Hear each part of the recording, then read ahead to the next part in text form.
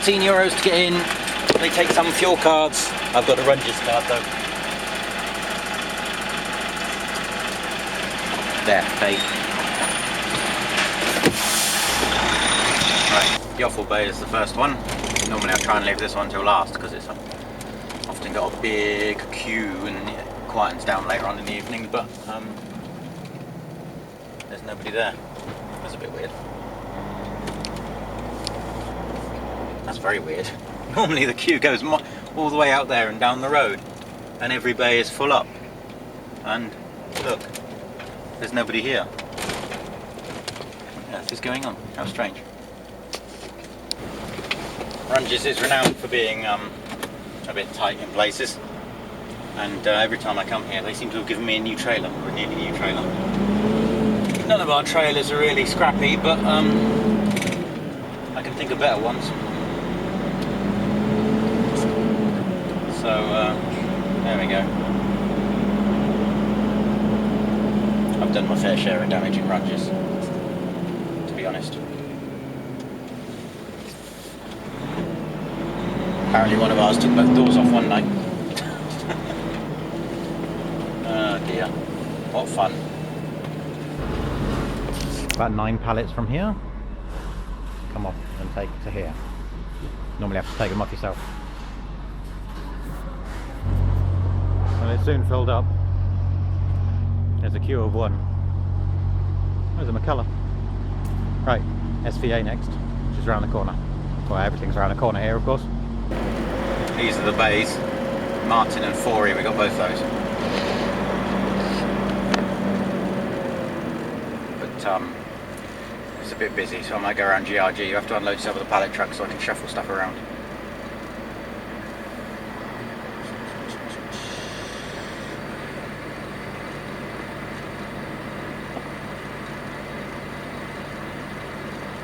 So I might see if I can get GRG off first. These are the door destroying bays. They're about 6 inches off the posts with your doors open, if that actually. They're a nightmare. But hey ho, what can you do? Try your best. Alright, I think I'm the next one on. Just need that Nikut to move. They've got some nice looking lorries, that lot. So wouldn't have been too bad a wait then. See how tight these bays are. And they got really high wheel guidey doodles. So not only can you catch the underrun guard and the door, it's just a nightmare. Take it steady, that's the best advice. It's a bit better now because this is all this was all boarded up further back once. I remember when it was all fields round here, but this bit here used to be derelict and you could park around the other side, but you can't anymore. Never rebuilt it all. It's not so bad now. Normally this is full of vans all the way down. I'm being a carrot. Damn it, apologies. Why didn't I film that? I just got on effortlessly and nobody's watching either. This was the bloody way. So there's a group of drivers here. It took me about 10 minutes to get on this bay, but there isn't, and I wasn't filming it, so I got on in a second.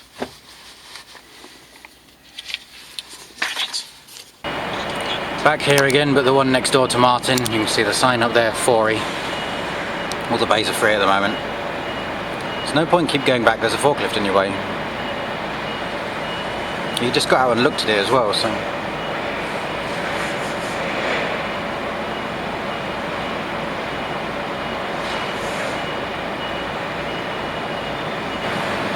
This is the same HSF man that was struggling with this bay earlier that I'm about to go on. He's got a girlfriend in there and she's sat there watching DVDs and he keeps jumping out to look. She's really useful, isn't she? You know. Some people can't be helped. Stupid woman. What do you think, Bertie? Well, I probably wouldn't get out either. Couldn't care less if you hit the lorry. You're an idiot. Here's a closer look at these bays. Look how tight they are. I might go on this one because it's better if you've got the post on this side than that side. So yeah, we'll go on this one here. That one then. So at least I can see the post. So most of these ones along here, apart from Martin, which I've just been to take to the office up the end, just in case you come here yourself. Group of 6 or something it's called, I can't remember what it's called, something is like that, but it's 6 of the customers that all go to the one office. HSF parking place. That's another drop done, SVA. The next drop is one of the tightest bays you'll ever find anywhere. It's horrible. But we shall manage. You have to go down the wrong way or turn around and back in. You'd never do it blindside. Well, you might if somebody was guiding you. Lots of lambs hanging up, ready to be butchered, sent out to restaurants and shops. Not many pallets left now. 2 coming off here, 2 coming off the next place, then 1, then 2 I think. So not too bad. It's not been too bad tonight actually. It's a little bit quieter than normal. Alright, I think my last drop inside the market's down here. Yes, it is. And there's a queue. There's a Ray White. There's another Ray White up by the group of 6. So seems to be a queue here.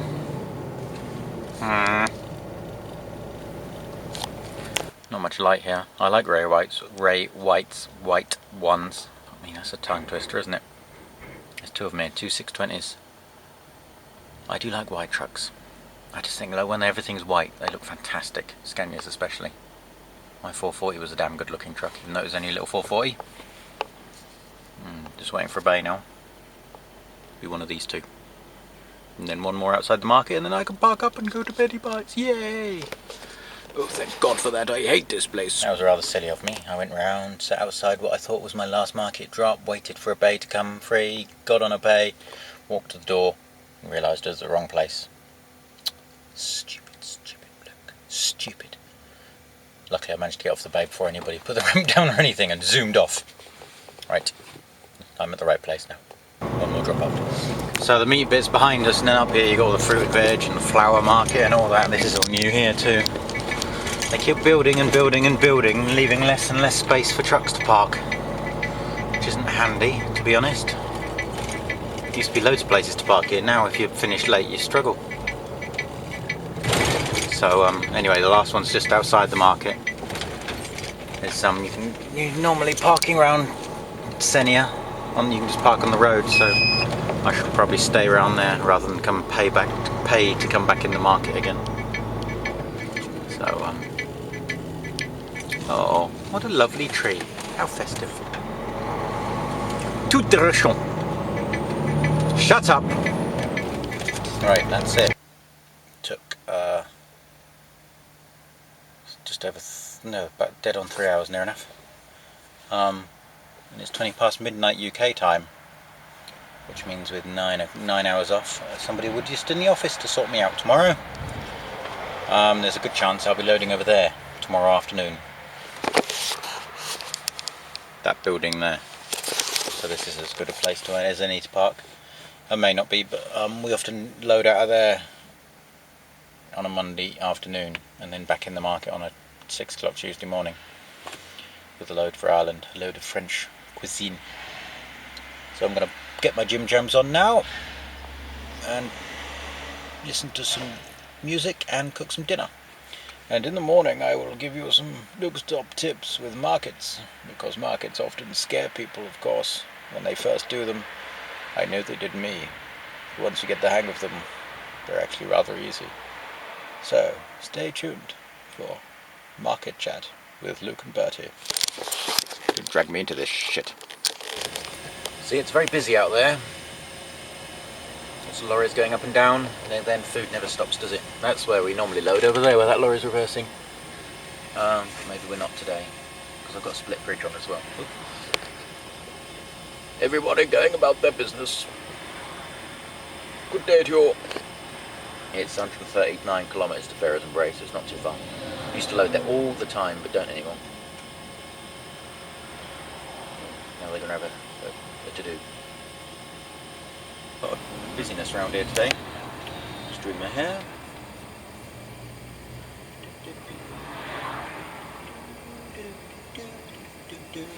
Now I'm going to make some breakfast. I'm going to show you a little Luke's top tip. I've become addicted to scrambled eggs, and I bought one of these little milk pans, non-stick milk pans. What I do, instead of using 2 pans, is cut the bacon into little bacon chunks, thusly, and then fry them in the pan. because it only takes a couple of seconds, because it's just... And then chuck the eggs and milk and a dollop of butter on top, and make the scrambled egg, and then you've got the bacon within the scrambled egg, and it's just like one delicious plate of food with minimum fuss. You have to cool the pan down between when you finish cooking your breakfast. I use the airline to just go otherwise the eggs would stick to the bottom of the pan, and you don't want that. So there we go. I'm just making my tea at the moment. A little bit of butter in there as well, I think. My little Lurpak butter dish. I'm loading in Ferries and Bray. I'll do the market top tips when I'm driving.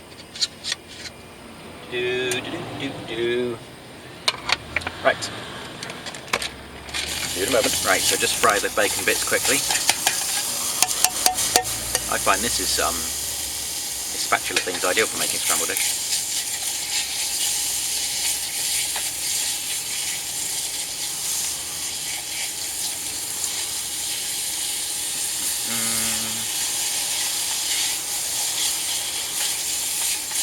You don't have to cook them too much because they will cook with the eggs, of course, and then cool it down.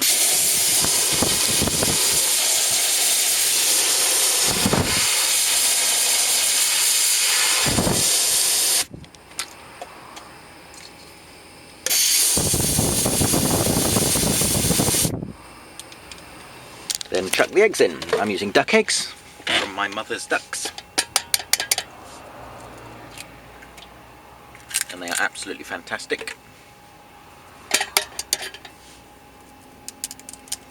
There's already a lump of butter in there. I fried the bacon with.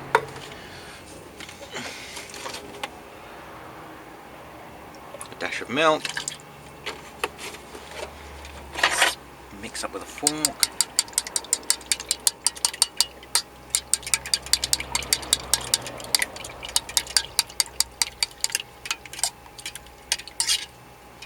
This is good as well.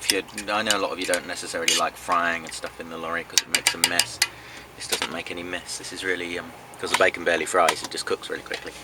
And then you've just got the scrambled eggs. And if you've got a nice non-stick pan, it's pretty easy. Clean the scrambled egg pan. And basically, most of you know how to make scrambled eggs. You just got to keep stirring it. Like I said yesterday, or the day before, it's got to be, in my eyes, a little bit runny as well. So there's still a little bit of moisture in there. I don't like dry scrambled eggs. There you go, and once it starts firming up, it does it really quickly.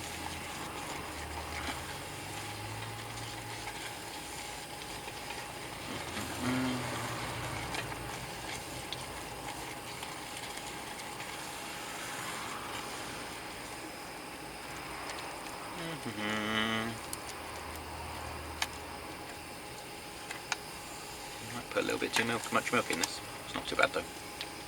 And there you have it, bacon and scrambled egg.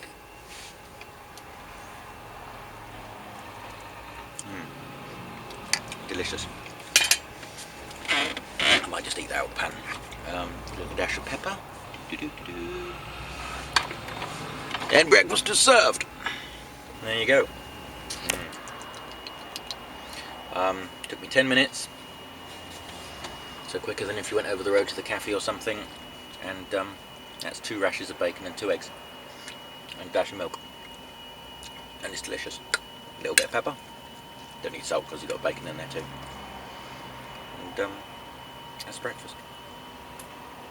I try not to eat too much bread. No, I sometimes have it with a bit of bread or on top of a bit of bread.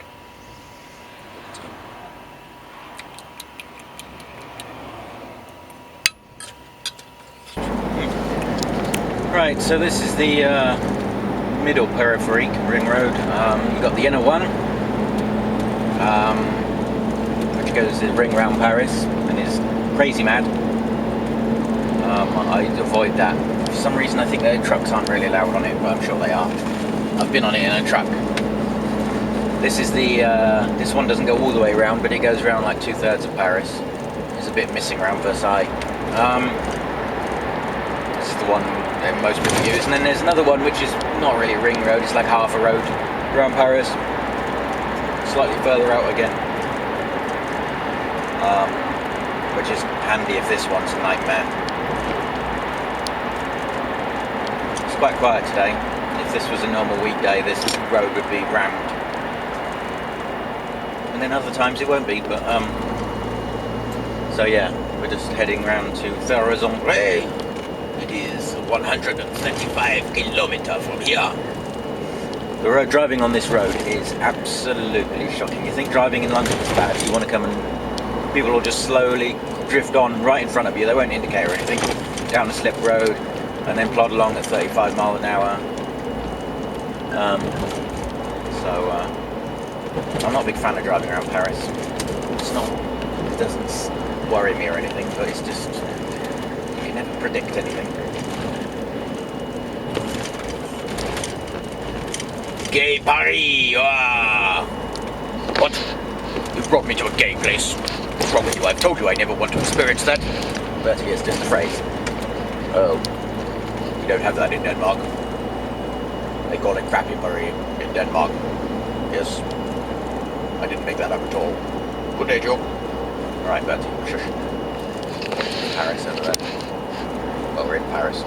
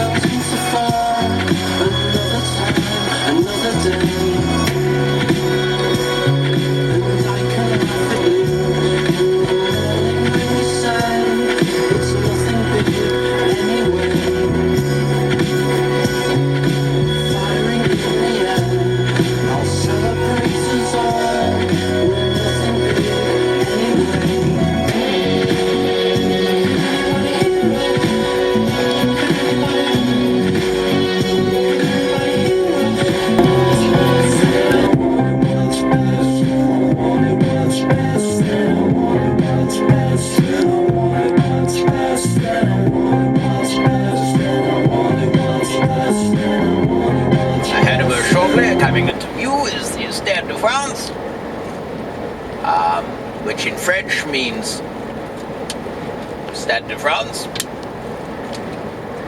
or French Person's Stadium of Light. That's where they play all their ball games of types. We're on the north of Paris now. You can't really see. Sorry, you can get glimpses of it as you're going around the Eiffel Tower and then Montmartre on the hill. At this point they look like they're next to each other, but they're not. They're on opposite sides of the centre of the city. Sacré-Cœur, that's the cathedral, isn't it?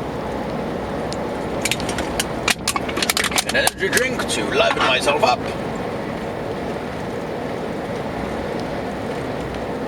Okay, that's it. Help yourselves. Oh, there we are, you can see them now. Should be able to see them. Well, there's one on Sacré-Cœur. It's up on a hill. Paris is a beautiful city. Come and visit. Luke's tourist tips. Out in the countryside now, away from the stuffy confines of the streets of Paris. Sailing through the countryside, enjoying the view, looking for wildlife. I love driving in France. It's my favourite country, I think, driving in. Those motorways are always like this. Sit there with your cruise control on and away you go. I just like France overall. I keep saying I'd like to learn French, but I haven't yet, so whether I will or not. 44 kilometres to our loading address. It might have been in a video before. Like I say, we used to do loads of work out of Denone and Ferrazon-Bray, but then Nolan's did their usual thing and came in and cut the rates to shreds. Probably did a second rate job like they usually do. So we don't do it much anymore. Used to be a selection of operators in there. We used to do it for Ocean Trailers, I think. It's Ocean Trailers or Heritage, one of the two. But anyway, good old Nolan's, eh? Look at that beautiful scenery. I love this country. I wouldn't mind living here for a few years one day. You never know. Maybe I will. What do you think about living in France, Bertie? No, I hate the French. Bunch of ignorant imbeciles. It's not very nice, Bertie. Can't call them all that. Yes, I can. Yes, I can. Although saying that, well, everybody's an imbecile in my opinion, including you.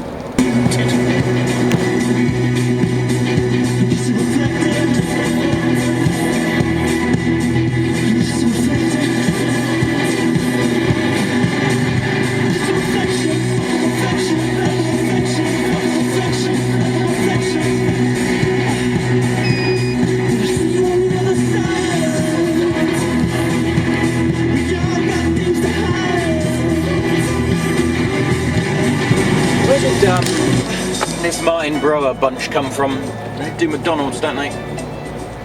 Many years ago when I was an agency, I used to work for Keystone, who did McDonald's. No, not Keystone, it was the one before that, Golden West.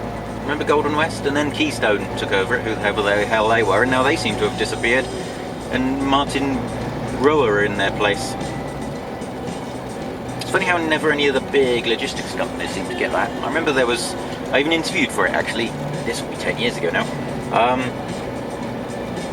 when Canton supposedly got McDonald's, and they were interviewing people all over the country, and it never came off. And Keystone hung on to it. Well, that might be when it turned from, I don't know. But yeah, I interviewed it in St Helens, which is interesting. Never got it home. Oh no, low bridge. There's a topic on Trucknet a little while ago about people who are scared of going under bridges.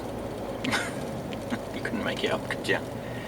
But slow down a little bit. There we go, loads of room. Basically, somebody was like, they wouldn't go under a bridge that was marked up less than 6 inches or something.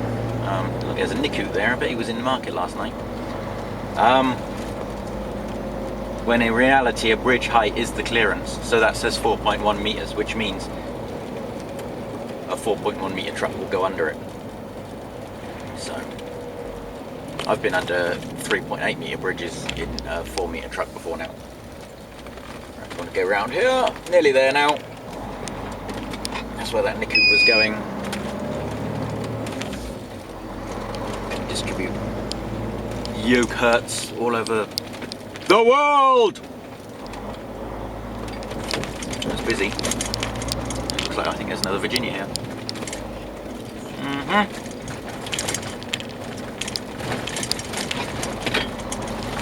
Maybe Nolan's haven't got enough trucks to cover it. There is two, yeah, 701. Blimey. Busy. There's plenty of Nolan's.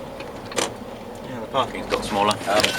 Handy. This is one of those places, they've got a parking area outside, you park in it, and then you walk up to the gatehouse and sign in.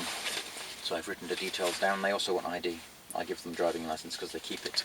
And driving licence is easier to replace than passport. So there we go. I'm going to go and sign in. Bertie, put the kettle on. No, up yours. Wellity. The truck parked full, but I went straight in. Supposed to be here at 7 o'clock this morning, but it might be one of those last minute jobbies, because one of ours was already here. So if it was our load from 7 o'clock this morning, they would have just got him to load first instead. So maybe somebody else had a problem and the truck wasn't here or whatever. So anyway, that's good. Normally, well, it used to take about an hour and a half to load here. We'll see.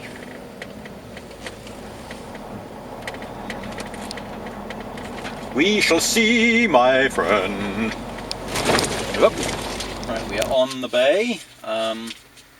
Little top tip I always do with the Volvo anyway is put the suspension up high on the unit when you're loading. So because when it loads with the suspension on running height, it goes down and squashes mud flaps.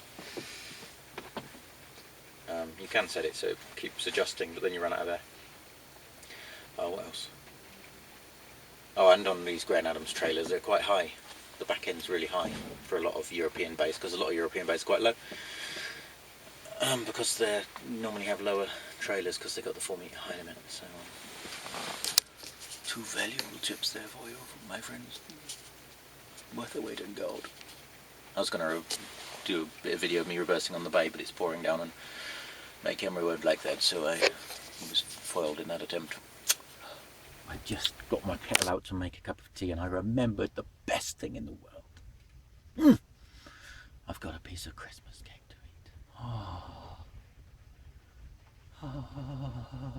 Cake. Cake. Oh, I love Christmas cake. So I'm going to make a cup of tea and have a bit of Christmas cake. Start loading me already. So, shouldn't be too long.